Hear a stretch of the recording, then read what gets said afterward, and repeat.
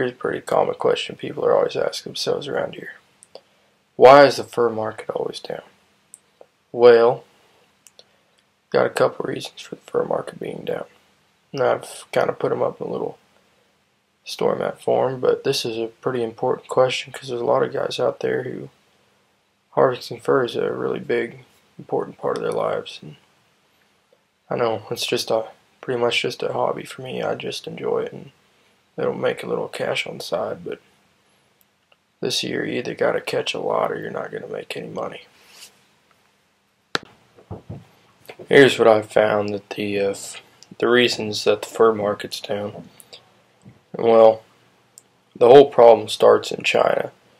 China really hit the market hard. They arrested several very high-profile buyers for tax issues. They were evading their taxes, and China arrested them, which they weren't doing it right, but they arrested him and killed the fur market there. And China's not the only country that's helping to drop the market, and Russia and European countries also helped add to the problem.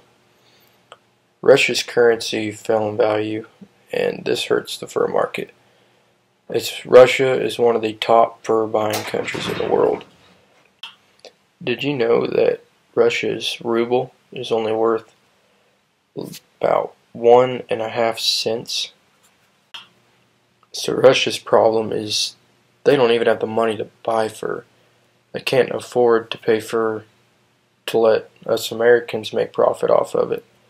And if you think about it, for the fur buyer sells to us, the trappers, and then they have to make a profit off of it. They give us barely anything to make a profit off of. They got to make a profit. Then there's a guy above them that has to make a profit. Then there's a real high-end guy, and he has to make a profit off of it.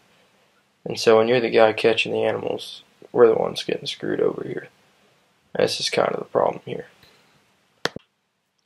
Though Russia is not the only country that's causing problems, the Europeans are taking up the market for mink with their mink houses.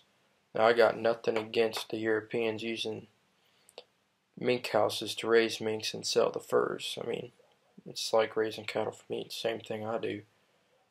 But mink houses in Europe have seen 50% of their profits gone since the China and Russian market drops.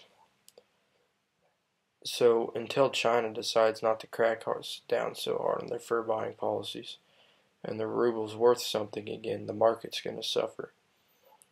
I know buyers haven't been selling all their fur either.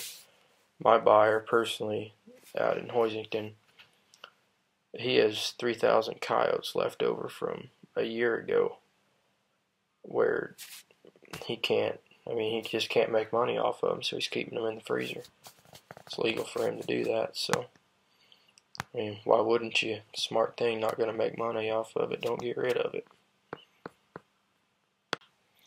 If you got any questions, feel free to email me. And if you want to know where the prices are sitting at, feel free to look at the blog link in the channel, the upper right hand corner, I think's where it's at. And I got them posted on there under the article about the fur crisis.